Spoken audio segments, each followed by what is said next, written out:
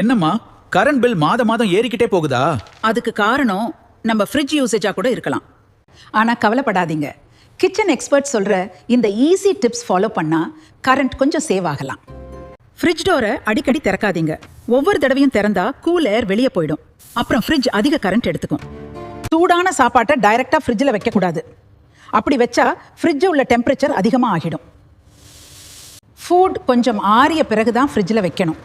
அப்போதான் கம்ப்ரெசர் அதிகமாக வேலை செய்யாது. ஃப்ரிட்ஜில் அதிகமான பொருளை வைக்காதீங்க. ஏர் சர்க்குலேஷன் இல்லைன்னா கூலிங் சரியாக கிடைக்காம போயிடும். சரியான ஸ்பேஸ் விட்டு பொருளை வச்சா ஃப்ரிட்ஜ் நல்லா கூல் ஆகும். கரண்ட்டும் சேவ் ஆகும். ஃப்ரீசரில் அதிகமாக ஐஸ் சேர்ந்தா கூட கரண்ட் யூசேஜ் கூடும்.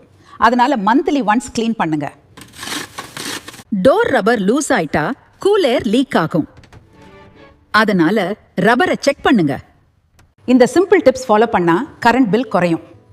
இன்னும் யூஸ்ஃபுல் கிச்சன் டிப்ஸ் வேணும்னா நம்ம சேனலை சப்ஸ்கிரைப் பண்ணுங்க.